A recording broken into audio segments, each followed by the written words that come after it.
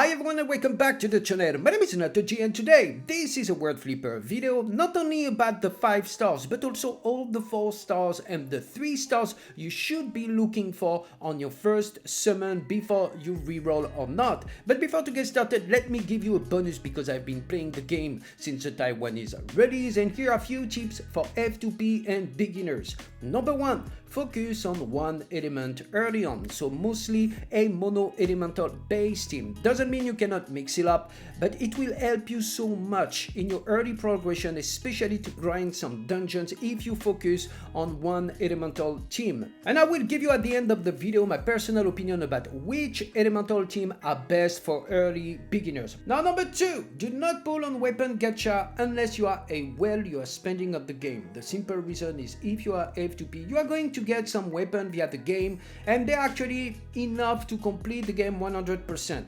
And also it is better to keep your beads, which are used to summon, for the limited event banner. And number 3, exactly the same, do not pull on the regular banner. It is better to wait, especially for F2P beginners, on the limited event banners and heroes, which are actually pretty good. And number 4, pre-register now to get early rewards. Once again, you got a free 5 stars tickets. I already did a video, you can find it here in the link description and around the screen, which give you the official link details, everything you can get, and a very quick reroll guide. And my last recommendation, of course, is to try to get at least one 5-star hero on your first summon. Now if you don't get it, you can get also some 4 and 3 stars combination, which are very valuable, and we are going to speak about it in this video. So let's get started with the fire heroes, and please note every single name here is just a Google Translate from the Japanese version. So here we start with the 5 stars. Clarice, she's by far the most recommended unit here if you can get her. She's an excellent fire leader skill, providing 125% skill damage increase and some very good debuff on skill like fire resistance decrease. After you have Marina, she's actually a pretty good power flipper leader too, who can gain penetration. And finally you have the dragon, Wagner. It can be a valuable main, especially for power flip team composition, but overall the others have a wider use, offer more versatility in team building.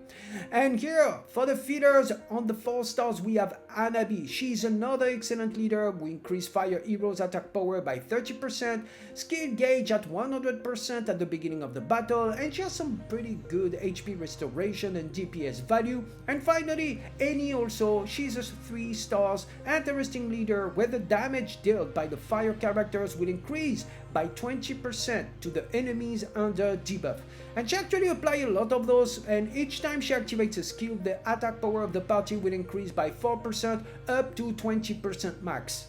Now for the water heroes quickly. Number 1, let's get started by Sonia. This is the one you really want because she's a water powerhouse for your team. So she has a leader, water heroes attack power plus 30%. Every time you combo, you can get attack power plus 12% up to a maximum of 60%. After you have Cipher, which is also very high ranked in the list, even nowadays on the Japanese version. She has some support interesting while you are 80% or more of HP. She's also able to recover character by 20% of their maximum HP once.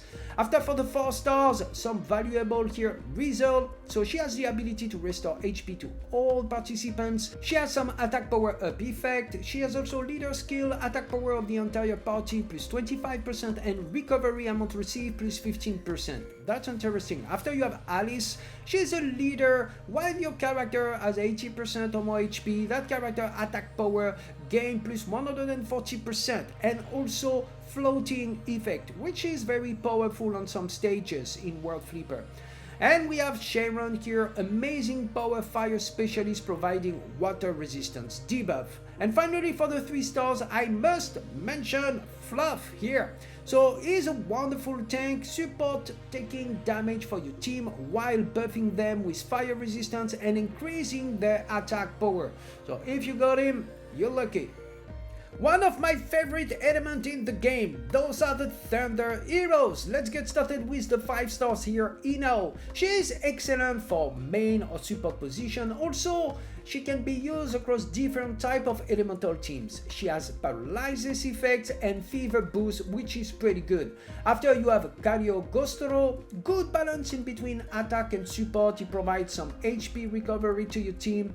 And you have the 4-star Rams. So Rams is actually, I started the game with only Rams and also Luna here below, and it was far enough to start to clear the game. That's a very powerful combo, for example. Anyway, he has the leader Thunder attribute character skill damage plus 100%, and he has AoE lightning paralyzes. Actually, he has a pretty good also, I would say, defense base, so it's a pretty resilient unit. I really love him. After you have Shaz here. So it's not suitable as a leader, but she is an amazing main or support unit able to increase the leader skill and abilities. She can be used across all different type of teams. She is considered as a 6 stars in the game. Pretty versatile. So if you have Chas here, or Rams and Chas, for example, or Ram and Luna, yeah, you are good to go. After Luna, amazing for paralysis formation, so she pairs very well with Rams. And finally, we have Mino here, excellent main character who becomes an absolute monster when she goes below 50% of HP. And by the way, if you're enjoying the video so far, please feel free to destroy that like button and hit that bell in turning on your notification. It will be very encouraging. Now let's speak about the wind heroes. The number 1 5 stars, this is Philia. She's a cornerstone as a leader for any wind team really, but she has also that skill specializing in support for the team, which is pretty rare for 5 stars. She can recover the HP of all participants, also provide some floating effects to all of them. This is pretty powerful on some very tough stages, and she can increase their attack power by 30%. A fantastic pull. After we have a top tier unit in this game, and if you pull on her, you're good to go. This is Silty, just so strong in any combo formation here for the wind heroes. So if you pull on her, you are good to go. And after for the 4-star, 3-star and 2-star, quick mention here, a fun one.